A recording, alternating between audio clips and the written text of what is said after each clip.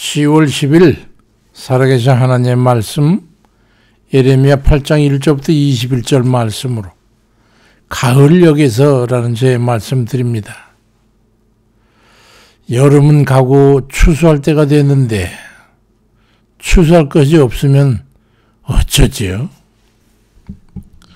며칠 전부터 마음이 영 편치 않고 갑자기 기쁨이 사그라들고 말이죠. 잠자리에 들어도 금방 잠이 들질 못하고 뒤척이게 됐어요.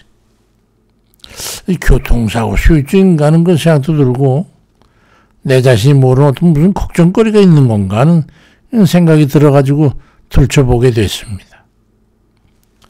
그중에 어제 갑자기 손자녀석들이 생각이 나고 며칠 전에 전화했었는데도 녀석들이 하루에게 전화도 안 하고 뭐 좀 섭섭한 게 있나 하는 그런 생각이 들면서 너무 보고 싶어가지고 참을 수 없이 전화를 했습니다. 한 녀석이 할아버지 거기도 가을인가요? 그렇지 여기도 가을이지. 전혀 가을이 좋은데요. 바람과 잔잔한 물결 좋고요. 냇물에 나뭇잎이 떨어져가지고 떠내려가는 거 보면 너무 좋아요. 그러는 거예요. 아하 그제 알게 됐어. 그렇구나. 가을이구나. 그래서 그랬구나. 적막감이 들면서 창밖을 보면 가슴이 답답하다고 생각하니까 집안에 있기가 싫어졌어요. 그래서 잠시 밖에 나가서 집 근처를 천천히 걸었습니다. 문득 어렸을 때의 초등학교 시절인가요? 음악 시간에 배웠던 가을이라는 가곡이 생각이 났어요. 가을이라 가을바람 솔솔 불어오니 푸른 잎은 붉은 치마 갈아입고서 남쪽 나라 찾아가는 제비 불러 모아 봄이 오면 다시 오라 부탁하노라는 그 노래가 기억나서 가만히 부르니까 기분이 더 가라앉는 거예요. 예레미야 선지자의 슬픈 마음이 전해졌어요. 눈물의 선지자 예레미야는 예레미야 8장 27절에서 추수할 때가 지나고 여름이 다하였지만 우리는 구원을 얻지 못한다 하는도다. 딸 내 백성이 상하였으므로 나도 상하여 슬퍼하며 놀라움에 잡혔도다. 그 망해가는 그 망국의 나라 그 백성들을 바라보면서 그 치달리는 그 민족 앞에 가슴 아파하던 그 선자의 고독함이 전해져서 가을 심령과 같았었구나. 그 마음이 더 가슴이 아파졌습니다. 참 이상하지요. 계절의 가을과 인생 여정의 가을이 참 이리도 흡사하구나 하는 그 말이죠. 의미도 다르지 않고 그에 대한 느낌도 다르지 않은 것 같습니다. 따끈하게 커피를 내려서 한 잔을 들고 창가에 앉아서 거실 깊이까지 스며드는 그 햇볕을 받고 있자니까 마음이 가라앉으면서 저 높은 곳을 향하여 그 찬송이 절로 나오더군요. 저 높은 곳을 향하여 날마다 나아갑니다. 내 뜻과 정성 모아서 날마다 기도합니다. 내 주여 내 발 붙어서 그곳에 있게 해주십시오. 그것은 빛과 사랑이 언제나 넘칩니다. 인생도 이제 가을이 지나 곧 감당하기 어려운 추운 겨울이 되고 어느 날인가 있었던 듯 없었던 듯 소멸하는 그런 운명에 따라 안식에 들어가리라. 뭐 그런 생각을 하니까 이제 남은 때를 어찌 감당해야 하는 그 허무한 마음에 견딜 수 없이 답답해지더라고요. 갑자기 즐거움도 기쁨도 사그라들고 이제 내 곁에는 아무도 없구나 하는 그런 생각이 들면서 견딜 수 없는 그런 소외감과 고독감에 숨을 쉬기도 어려울 지경이 되더라고요. 아 이게 육신의 한계를 두고 사는 인생의 허망함이구나. 그런 생각이 들면서 이게 안 되겠다. 위험을 느끼고 이대로 빠져들면은 방관해서는 안 되겠구나 하는 생각이 들었어요. 허무한 낙심에 드는 것은 성령께서 주시는 생각이 아니기 때문이죠. 욥기 15장 31절에도 그가 스스로 속아 허무한 것을 믿지 아니할 것은 허무한 것이 그의 보응이 될 것임이라 말씀하고 있기 때문이죠. 우리는 이 육신의 인생의 허무한 것에 속으면 안 됩니다. 인생의 허망한 때가 이르게 되면 그 지난 과년들의 흥하고 성했던 모든 것들이 다 허무하게 느껴지기 마련이거든요. 그 세상적인 삶에 깊이 심취해 살게 되면 그 인생의 가을에 이르러가지고 낙심하고 좌절하게 될 수밖에 없어요. 예레미야 8장 18절에도 슬프다 나의 근심이여 어떻게 위로를 받을 수 있을까 내 마음이 병들었도다 그 고백이 나올 수밖에 없는 거예요.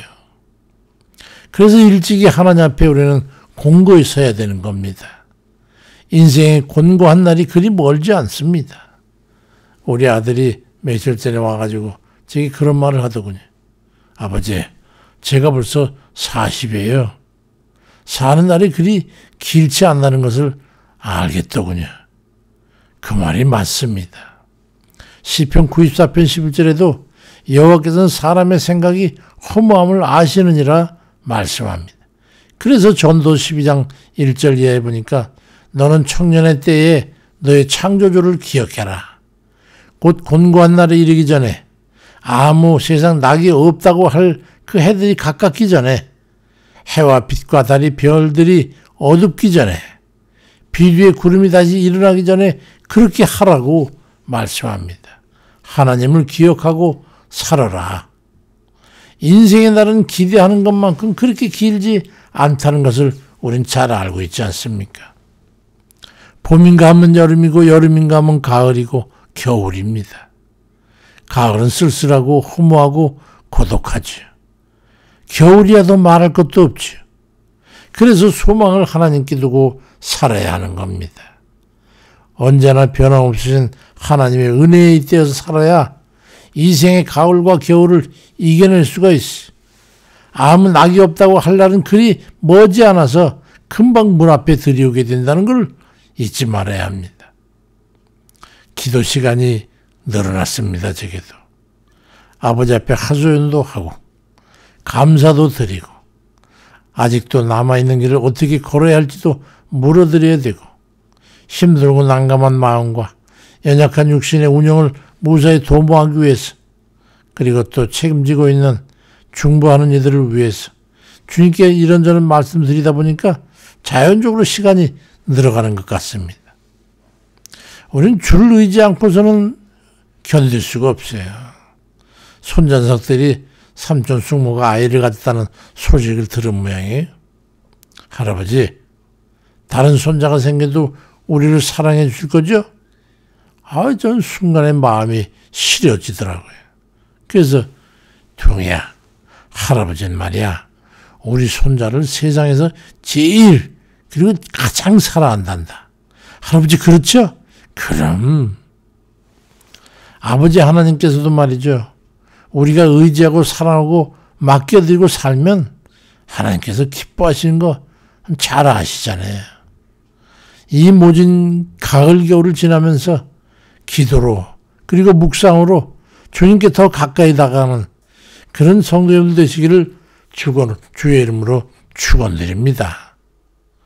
감사하신 하나님, 이날 이때까지 봄이요 여름이요 무더웠던 힘들고 겨운 그런 날들을 무사히 잘 감당하고 이날까지 오게 하신 은혜를 감사드립니다.